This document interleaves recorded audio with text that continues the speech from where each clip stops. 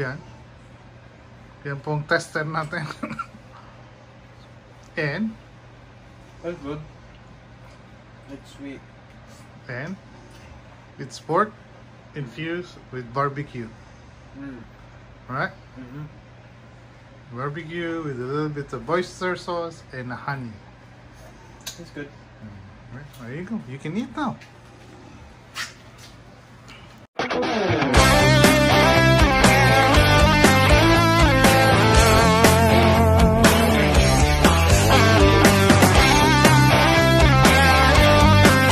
Magandang buhay mga travel. Dito na naman tayo sa kusina. Gaya ng dati. Sana nasa mabuti kayong kalagayan. Samantalang ako nandito po. Subukan natin magluto, mag-invento na naman ang kakainin natin dito. Hindi ko alam kung saan patutungo itong lulutuin ko, pero tingnan natin kung ano ang babagsakan nito. At hindi ko rin masyado alam kung anong kalalabasan, pero siguro kaunting soy, gawa natin ng sauce ng kaunti, tapos stir fry natin yung carrots at saka yung ating eggplant, tapos samahan na rin natin ng yung baboy natin, pero palambutin muna natin yung baboy natin. So pakita ko sa inyo ang mga recipe na gagamitin ko. Sandali lang. Mga travel, ito yung ating carrots, nandun yung ating onion, bilog-bilog na lang na ganyan para pangkilitik. Nasa dito yung ating pork, tapos ito yung marami nating eggplant. Dalawa na yung ating kawali dito, pagsabayin ko na. Mag-deep fry ako ng carrots at saka ng ating eggplant habang nagbubrod na pakukuluin natin yung baboy sa sarili niyang tubig at mantika. Pag medyo luto na yun, saka ko ihahalo lahat, tapos saka natin lalagyan ng timpla kung anong kalalabasan. So abangan nyo, yan ang magiging recipe natin ngayon. At disclaimer lang po, hindi po ako eksperto sa ganitong bagay. Ito lang po ang alam nating recipe. Kung gusto nyong gayahin, nasa sa inyo po. Pero ako po, ito lang po. Kung ano lang po yung nakikita ko, yun ang gagamitin natin. So, paano? Simulan na natin. At lagay muna natin yung baboy, tapos pakuloy natin. Madali lang. So mga travel, at ayan, medyo may konting oil yata itong pan. Pwede na yan kasi magkuka naman yan Halo na natin itong baboy dyan. Yan. Kaya nating maluto siya sa sarili niyang tubig at mantika. Tapos balikan natin mamayang konti. Tapos habang doon sa kabilang side naman doon painitin ko na rin to. Yan, may. At lalagyan naman natin yan ng kawan. Lalagyan naman natin yan ng mantika. At ipapa-oil naman natin yung kawan. Lagyan natin ng oil, tapos piprito natin yung ating carrots at saka yung ating eggplant. At saka natin nahalo dito sa baboy mamaya konti. Ano, balikan ko. Sandali lang. So, travel. Painitin lang natin to. Medyo mainit na. Tapos lagyan natin ng ngayon dati. Olive oil. Olive oil po ginagamit natin.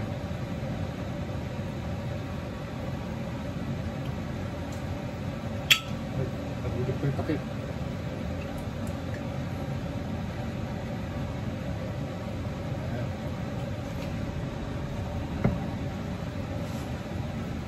Ayan po, init ko lang. Haluin natin konti para pantayin ulit. Ayan.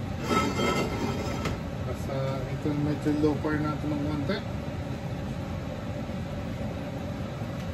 Siyempre, ang una natin ipiprito yung carrots kasi matagal yun, matigas yun So, yung carrots natin, halo na natin. Yan. Low fire lang din natin.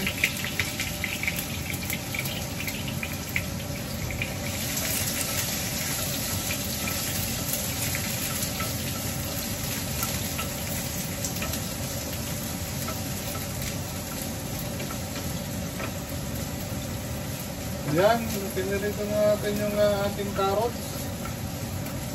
At habang naghihintay tayo na maluto yung carrots, papakita ko sa inyo pag na-blanch na natin yung carrots tapos yung ating eggplant. So, mamaya konti. Grabe, labang kumukulo pala itong ating pork dito. Haluan ko na rin siya ng konting salt sa pampalasa para mamaya may lasa na siya.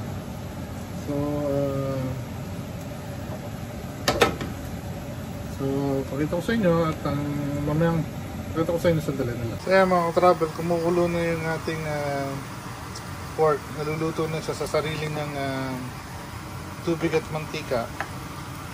Medyo naluwan natin ng konting salt yan para may lasa na siya. Tapos pag mapula na yan ng konti, saka natin ihahalo yung mga gulay natin. Tapos habang ito naman yung carrots natin hintayin natin na maluto ng konti, tapos yung talong naman halo natin. Pag naluto to, lagay natin sa side, tapos palitan natin nung carrots natin, ay nung talong natin. So yan. Pansin nyo naman, medyo magiging crunchy yung itsura niya pagka paluto na siya. Tapos susunod natin itong ating eggplant. So ano, yan yung tayo nila. Mga ka-travel, medyo half cook lang natin ayan half cook lang yung magkakaluto natin dahil baka naman mamaya madurog siya pagka hinalo na natin sa karne. Kaya half cook lang muna siya. Ayan. Hindi masyadong malambot kasi pag naluto yun, malalambot na yan. Hindi na masyadong makita. Saan na kayo? Sa lang kamay natin. Habang niluluto tayo, bibidyo din tayo. Ayan, nilagay natin dyan. Tapos nilagay natin ng paper towel para ma-absorb ng konti yung oil niya. Tapos ngayon, halo naman natin itong talong. Lagay na natin itong talong dito. Ayan. Ayan, lagay na. Ayan, mapilito yung talong ng kaunti.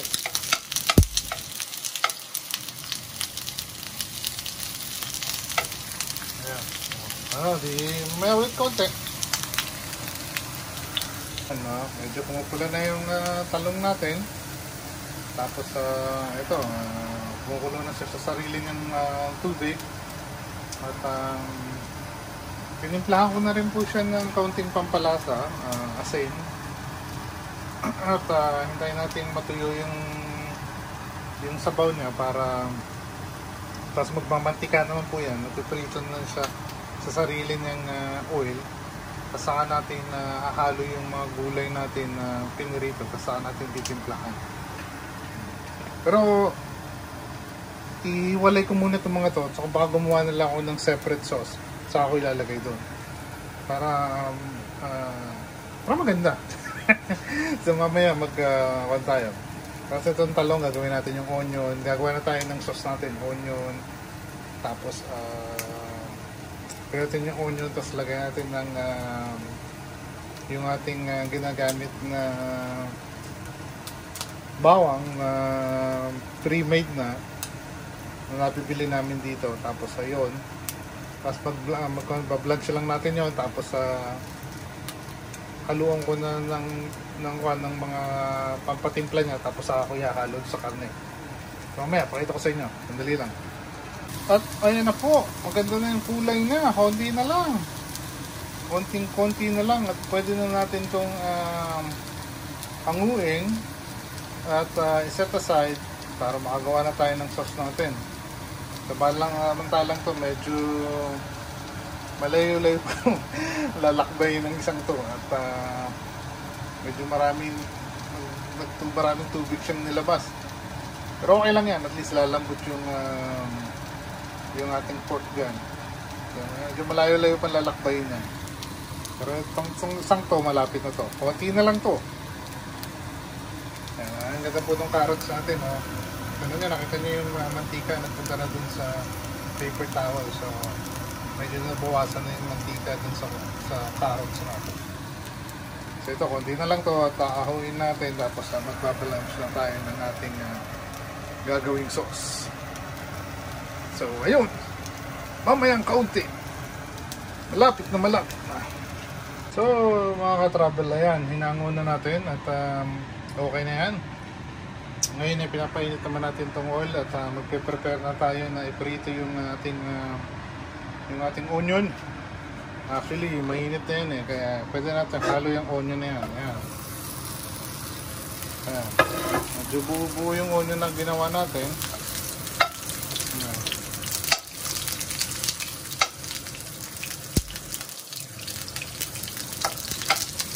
Hindi natin hiniwa-hiwa yan.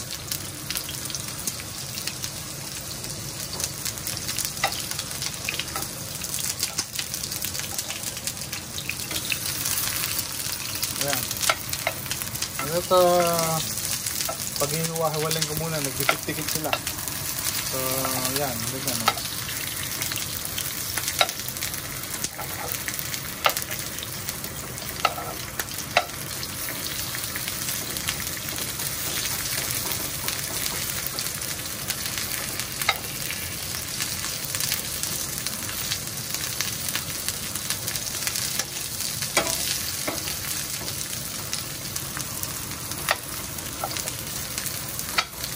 Ayan ang ating onion rings.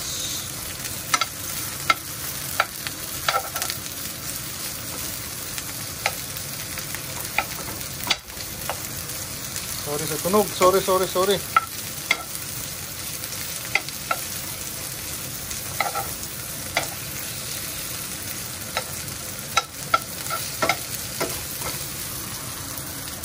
Po. Maingay ngayon, doon tayo sa maliit para tahimik.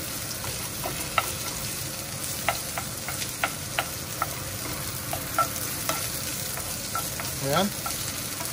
Tapos ihalo natin yung ating garlic. Dali lang. Yan po mga ka-travel, yan pong ito po yan. Garlic po yan. Hinalo na po natin. Paano po yan? Durog na garlic na.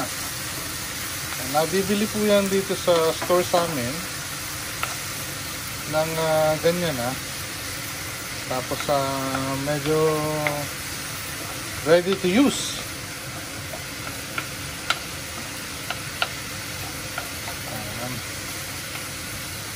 Hindi natin masyadong susunugin. Kukunin lang natin ng konti. Pakukulayin lang natin ng konti, tapos halo ko na yung isusunod natin dyan, ating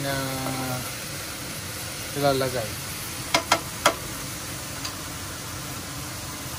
So yan. So mga travel, medyo okay na yung kulay niya. So ngayon gagawin natin, lagyan natin siya ng lagyan natin siya ng konting oyster sauce, pampalasa konti.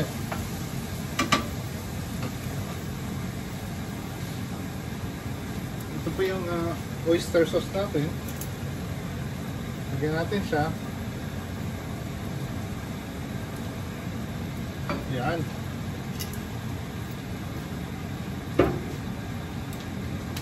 Tapos haluin natin.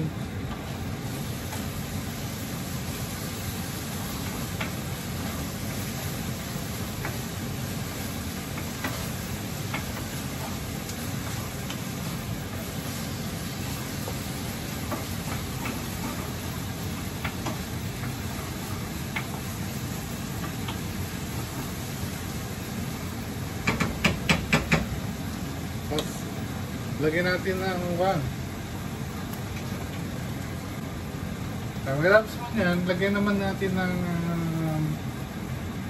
ng barbecue sauce para lumasap. Barbecue sauce po.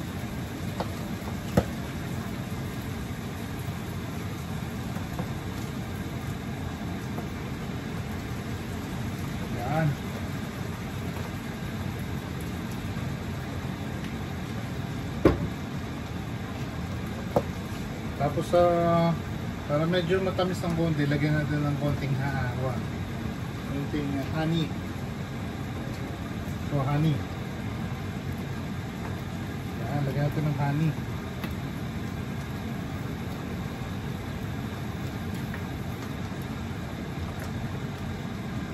Yan. Tapos haluin natin, tingnan natin kung anong magkuha. Lupain natin.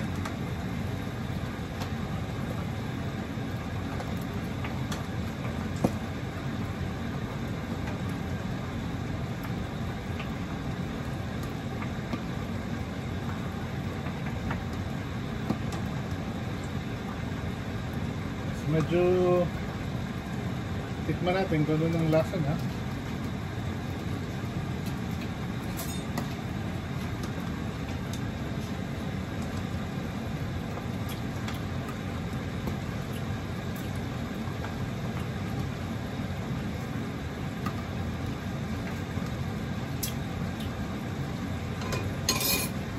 Panalo!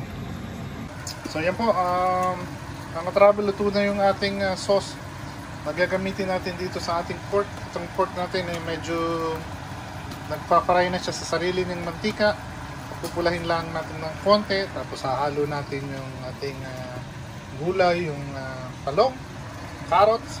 Tapos lagyan natin ito, tapos ayos na, ang buto-buto. Pwede na nating tikman. So kasi ito, medyo matagal po ito kasi pupulahin natin eh. Kaya yan ang magiging hintayin natin ng konti. Pero ito po, okay na yan. Tapos okay na yan, mga halo-halo na lang natin yan. Tapos po nyan, patikim natin dun sa ating bunso kung anong palagay na lasa. At yan po, ang easy meal na pwedeng dinner, pwede rin pong pangtanghalian, na ang recipe po ay nandyan lang sa inyong refrigerator. Medyo kumukulo, muputok-putok-putong karne. At hintay-hintay natin maluto ng kaunti. So ayan, mayang konti, pakita ko sa inyo pagka palapit na. Quick recap po tayo. Ayan, may nakikita nyo, medyo malabo pero nakita nyo medyo namumula-mula na po siya. Pick tayo ng konti sa loob yun, no? Tignan na medyo namumula-mula na siya. So konti na lang po ito at pwede na itong pwede natin paghalu-haluin. Tapos yan at pwede nating chibugin ito ng konti.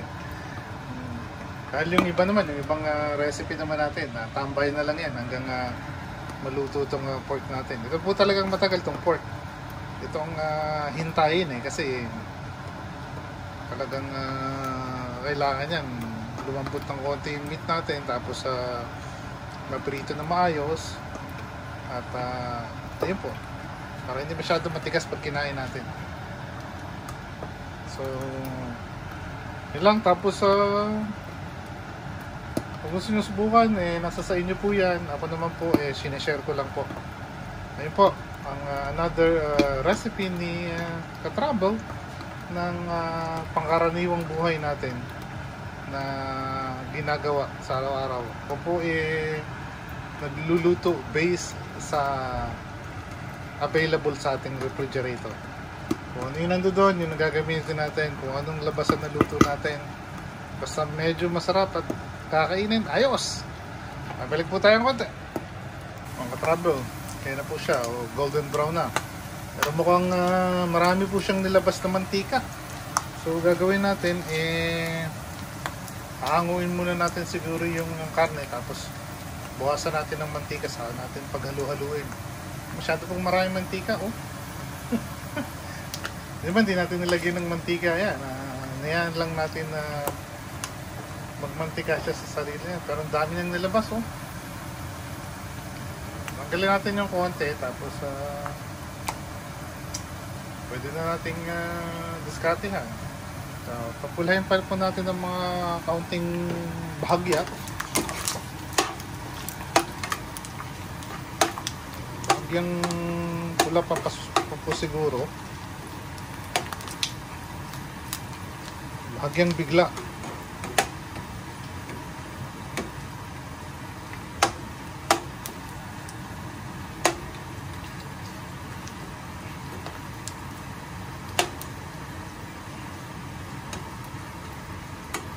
Kaya nga po na sinabi ko kanina, may lasa na po yan.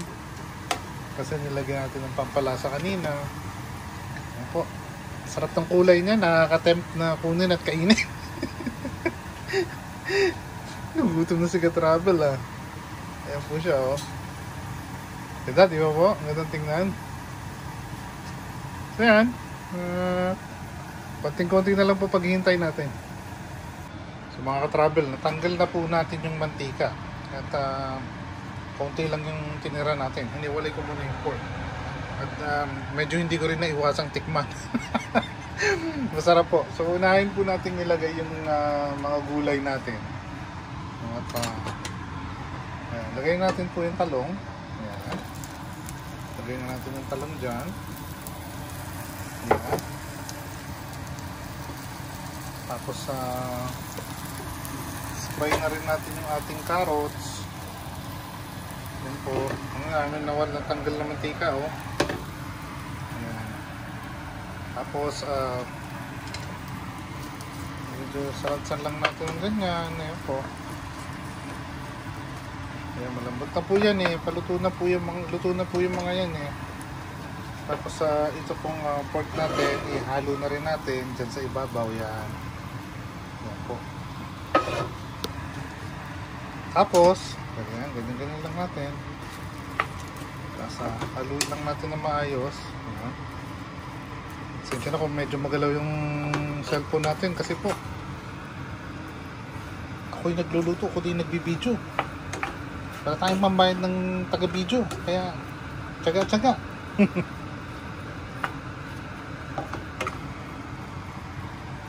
Ayan. Ganyan na po ang itsura niyan. Tapos, mga ka-travel, kailangan ko ibaba yung camera kasi bubuhos natin yung sauce. Baka sa atin mabuhos. Mahirap na. So, ayan po siya. Luto na po yan. Tapos, halo na lang natin yung sauce niya. Tapos, pakita ko sa inyo. Sandali lang. Ayan. Ito lang na muna ang titingnan nyo. Ayan. Para maganda po, hahalo na natin itong sauce natin. Ayan po, ang itsura ng sauce natin. Ganyan po. Ayan po. Halo na ganyan. Ayan po.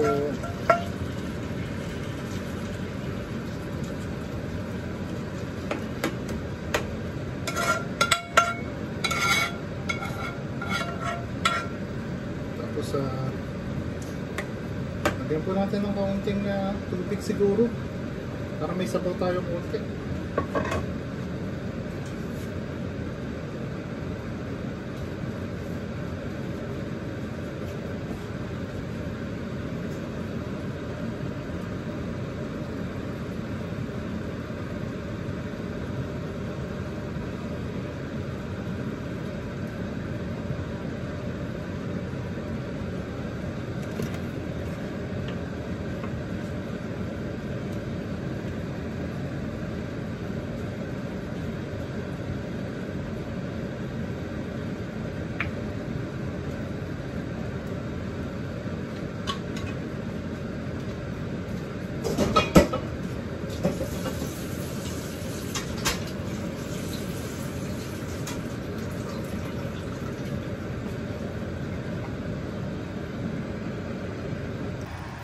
Travel, na po ang ating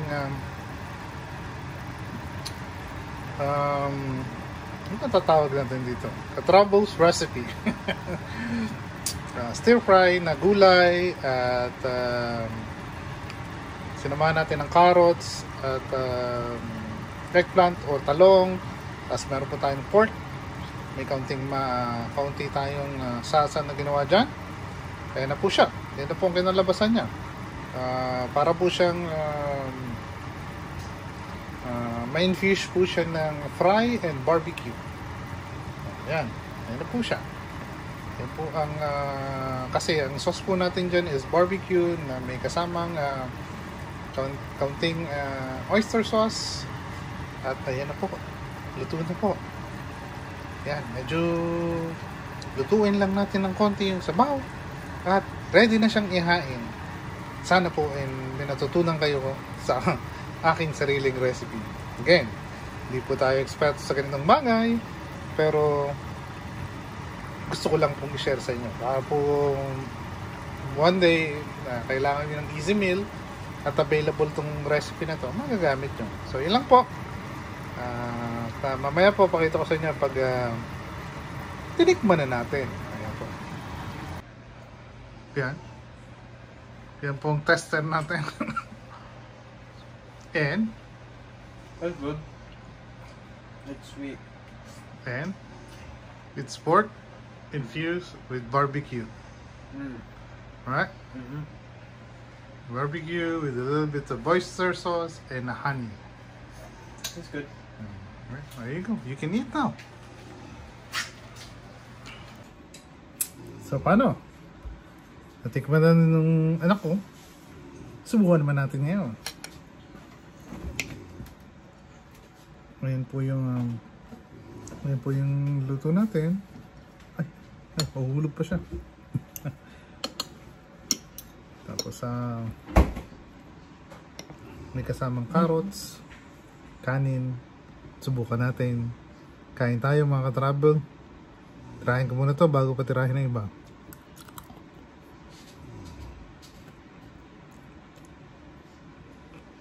Pwede.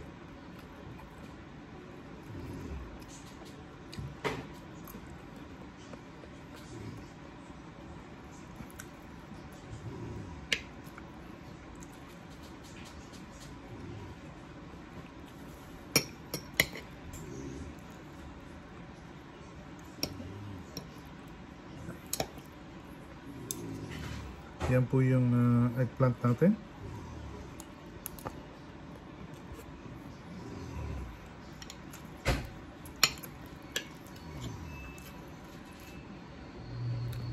Panalo kasi pumasok na po yung sauce dun sa gulay natin.